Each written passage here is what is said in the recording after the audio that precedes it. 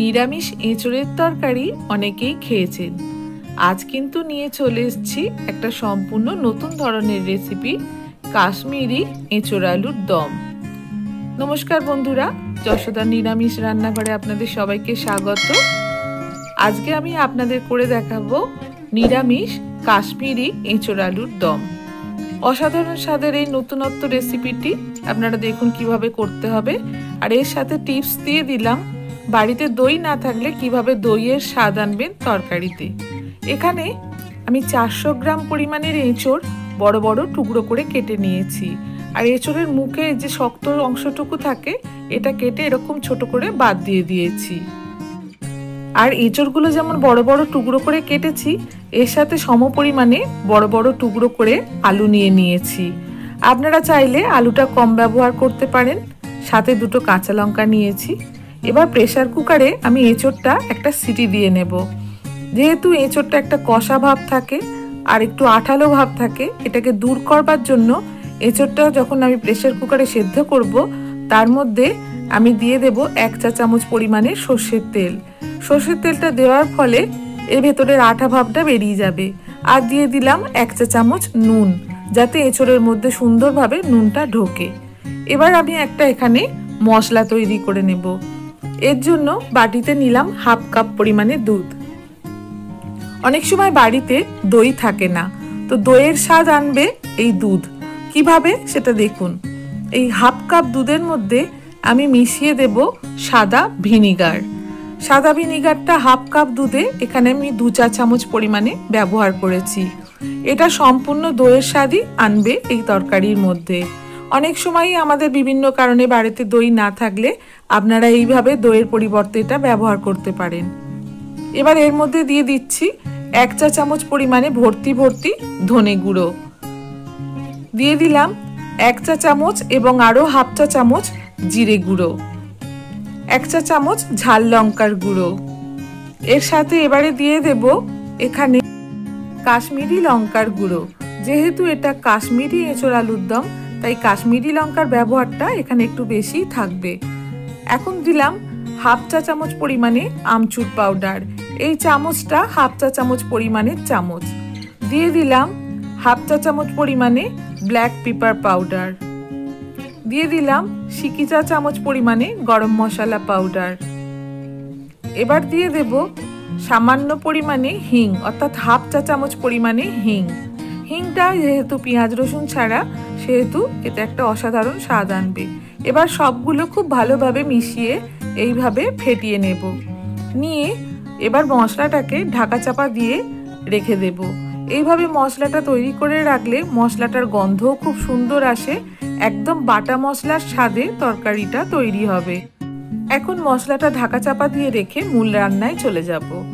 গ্যাসে কড়া বসিয়ে দিয়েছি। কড়া গরম হয়ে যাওয়ার পর এখানে 2 টেবিল চামচ সর্ষের তেল দিয়ে দিলাম সামান্য পরিমাণে নুন ও সামান্য পরিমাণে হলুদ। আগেই বলেছি অনেক রান্নার মধ্যে নুন আর হলুদ দিয়ে সবজি ভাজলে সবজিটা খুব সুন্দর ভাজা হয় আর নুনটাও খুব ভালোভাবে সবজির মধ্যে ঢোকে। এবার কেটে রাখা আলুগুলো এর মধ্যে দিয়ে মিডিয়াম ফ্লেমে আমি 2 থেকে 3 মিনিট ভেজে নেব। আর ভাজবার আগে দিয়ে দেব 1 চা চামচ পরিমাণে কাশ্মীরি লঙ্কার গুঁড়ো। কাশ্মীরি লঙ্কার ব্যবহারটা এই রান্নায় একটু বেশি হয়েছে, আপনারা চাইলে স্কিপ করেও করতে পারেন। 2 থেকে 3 মিনিট মিডিয়াম ফ্লেমে আলুটা ভেজে নিচ্ছি। যেহেতু আলুটা খুবই বড় আর আমি সেদ্ধ করিনি, তাই এটাকে একদম লো ফ্লেমে ঢাকা চাপা দিয়ে 5 মিনিট রেখে দেব। 5 মিনিট পরে দেখুন আলুটা দেখেই মনে হচ্ছে বেশ খানিকটা সিদ্ধ হয়ে গেছে। আবার নেড়ে চেড়ে 3 থেকে 4 মিনিট একটু ভেজে নিয়ে আলুগুলো তেল ঝাড়িয়ে তুলে নেব। আলুগুলো এইভাবে ভেজে নিলে তরকারিটা করতে কিন্তু অনেক সুবিধা হয়। এবার আমি আলাদা করে আর কোনো তেল দেব না। ওই তেলের মধ্যেই গোটা গরম মশলা ফোড়ন দেব। 1 টুকরো দারুচিনি, 3-4টি ছোট এলাচ ও 4-5টা লবঙ্গ এখানে আমি ফোড়নে ব্যবহার করেছি। 15 থেকে 20 সেকেন্ড একটু ফোড়নটা ভেজে নেব। নিয়ে এর মধ্যে আবার যোগ করে দেব একটা তেজপাতা, 2টো শুকনো লঙ্কা ও 1/2 চা চামচ সাদা জিরে। এগুলি দেওয়ার পরে আবার 15 থেকে 20 সেকেন্ড মিডিয়াম ফ্লেমে আমি একটু ফোড়নটা ভেজে নিচ্ছি। আপনারা আমার নিত্য নতুন রেসিপি দেখার জন্য আমার ফেসবুক পেজ যশোদার রান্নাঘর এবং আমার ইনস্টা যশোদার রান্নাঘর সার্চ করতে পারেন। এবার এই পর্যায়ে এর মধ্যে আমি তৈরি করে রাখা মশলাটা যোগ করে দিলাম। এই সময় গ্যাসের ফ্লেমটা একদম কম করে দিতে হবে, তা না হলে মশলাটা পুড়ে যেতে পারে। এবার বাটি ধুয়ে সামান্য পরিমাণে একটু জল যোগ করে দিলাম, দিয়ে মশলাটা 3 থেকে 4 মিনিট মিডিয়াম টু লো ফ্লেমে খুব ভালো করে কষিয়ে নেব। যখন মশলাটা কষাবার পর তেল বেরিয়ে আসবে তখন গ্যাসের ফ্লেমটা একদম কম করে দিয়ে এর মধ্যে দিয়ে দেব পরিমাণ মতো আদা বাটা। এখানে 1 চা চামচ পরিমাণে আদা বাটা আমি ব্যবহার করেছি।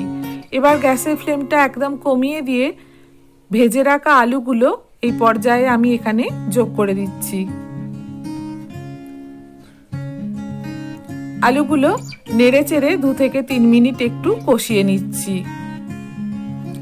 এরপর এখানে আমি যোগ করে দেব সেদ্ধ করে রাখা এঁচড়। এঁচড়টা খুব বেশি সেদ্ধ করলে হবে না, জাস্ট একটা স্টিম দিয়ে রাখলেই হবে, যাতে এঁচড়ের ভেতরে কষা ভাবটা চলে যায়।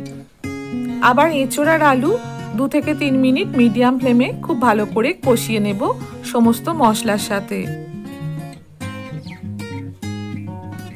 খুব ভালোভাবে কষানোর ওপরেই এই রান্নাটার স্বাদ নির্ভর করছে।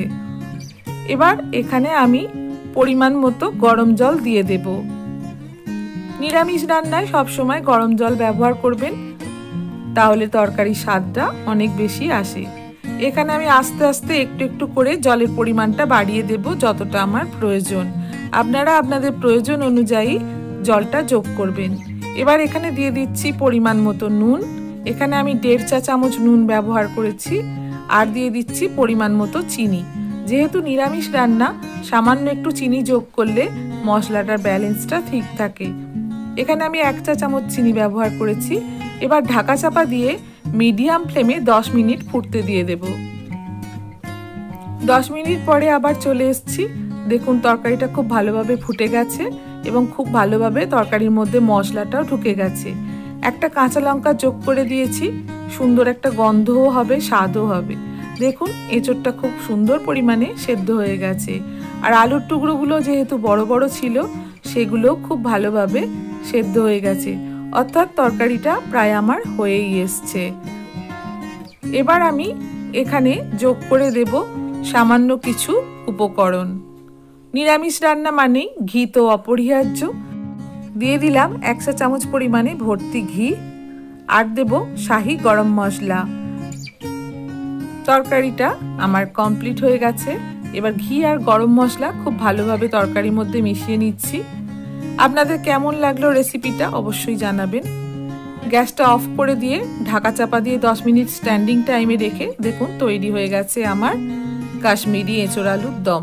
রেসিপিটা ভালো লাগলে অবশ্যই লাইক করবেন, কমেন্ট করবেন এবং পরিচিত জনদের মধ্যে শেয়ার করবেন। আর একদিন আর একটা এরকম নতুন রেসিপি নিয়ে চলে আসব। সবাই ভালো থাকবেন, সুস্থ থাকবেন। জয় গোপাল।